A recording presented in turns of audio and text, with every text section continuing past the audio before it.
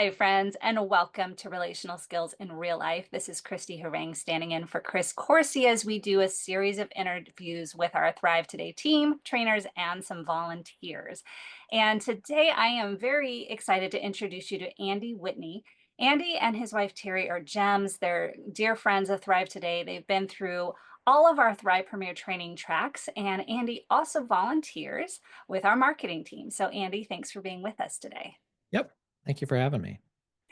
So, Andy, let's start off by talking about how you and Terry first found out about Thrive Today and relational skills. Sure. We kind of got introduced to the whole life model universe through a trial by fire. Um, we had been trying to help someone in our church, got in way over our heads, and my wife picked up the bondage breaker and turned it around, and there was an 800 number on the back. And she called and said, "Help. We need help."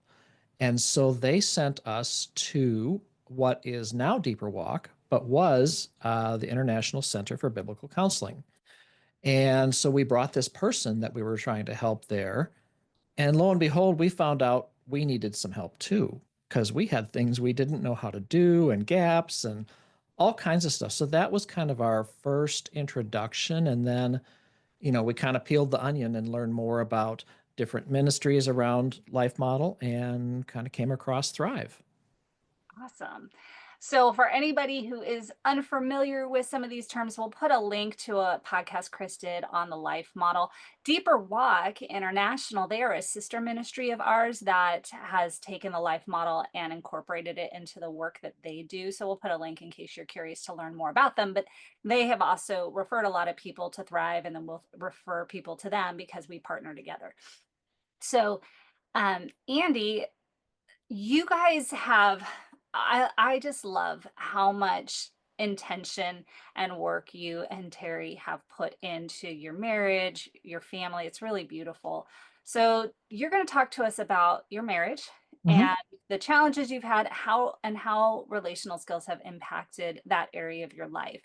So, why don't you go ahead and just start, maybe start by sharing some of the challenges that you were facing and um, how you use relational skills to help. Yeah, so my wife had heard about Thrive and the Thrive Premier training and had talked to me several times about going. And like I said, like you mentioned, we were not necessarily in a great place. We didn't like each other very much. It was just kind of a rough spot. And all I knew about track one was we were going to be looking at each other a lot. And I just thought, I don't think I can do this. So, I said, I'll tell you what, let's go to the initial track or kind of the global track. Today it's called True Identity. Back then it was called, and I can't remember what it was called back then. I don't know. That But was before my yeah, time. um, yeah. So it's True Identity or Flex Track. It's been called either one, and so it really is kind of a higher level view of the entire spectrum of premier training. So you kind of get a taste of the whole thing, but the difference there is you're not one on one. You break up in triads quite a bit. So it's a little bit easier for folks that might be thinking, I know I need these relational skills. I don't have a bonded partner necessarily because you can go to True Identity or Flex Track without a bonded partner. Or maybe, you're married and it's kind of a rough spot right now. And this might be an easier spot to kind of enter into premier training, get some of those skills and work on some of those skills, and then maybe follow up later with starting tracks one, then two, then three. Hmm. Yeah.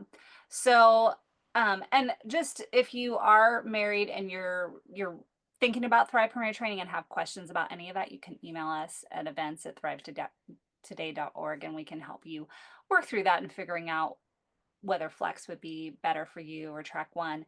But Andy, so how has your marriage changed? What transformation have you seen as you've started learning these skills and going through the training? Yeah, I think one of the biggest things that's changed is we know how to quiet now.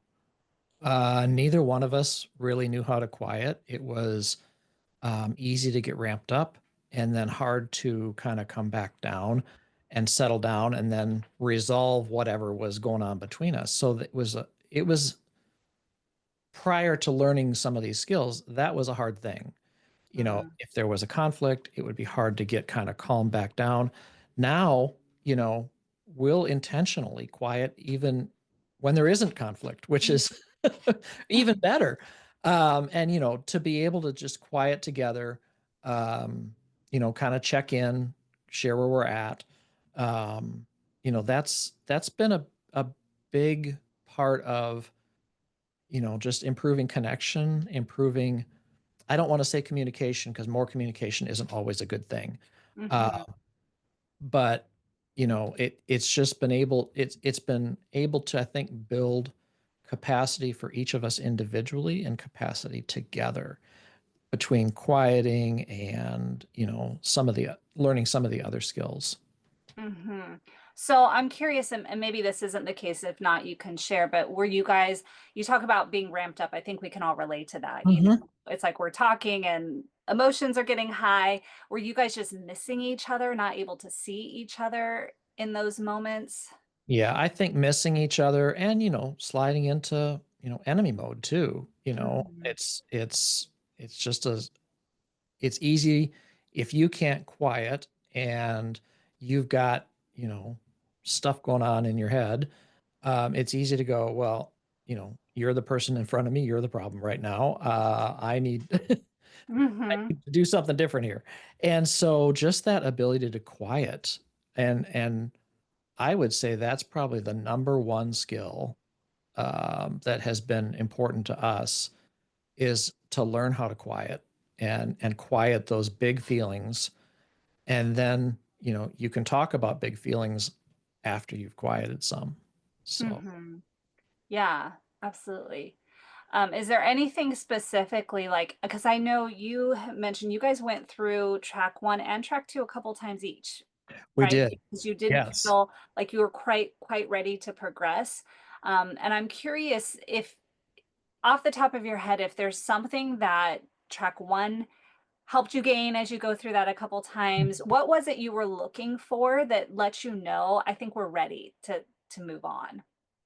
Yeah, I think, track one is really that whole joy and rest piece. Mhm. And the rest piece was really important. I think I don't like to think of myself as an intense person, but I think I sometimes can be a little bit of an intense person. And so that ability to, take a pause, rest, yeah, just didn't quite feel like we were quite ready. Or I should say for myself, I Mm. didn't feel like I was quite ready to go to the next step because I'm like, I'm still figuring out how to rest and quiet here. So that was kind of the track one to track two piece. I just felt like, I need to practice this skill more. So you were building your baseline capacity Absolutely. just to have joy and peace as like a baseline that was pretty Yeah. steady. Yeah. Yeah. Yeah. And so, you know, felt like we needed to go through that a couple times and it was good. I think that was a good way for us to do that. Mhm. Awesome. And then what about track 2? With track two, I think it just felt like, again, maybe not quite ready for track three. Track three, you're diving in kind of deep in track three, and I Mhm. just didn't feel like I had the capacity yet. So Yeah. getting my feet under me, a little bit more by completing track two again. Mm. And we we kind of joked about it. It's like, yeah, we're the repeat students. We're gonna do it again because we didn't quite get it as much as we might have wanted to the first time around, and that's okay. Uh, Yeah. it's really about building that capacity and just the depth of the skills to be comfortable to move on to the next phase. And I'll tell you what, I loved track three. I thought track three was just great. Now, would I have thought that had I pushed myself to go through one, two, and three quickly? I don't know that I would have. Yeah. No, I love that, Andy, and it to me, it drives home the point. The point isn't getting through the training.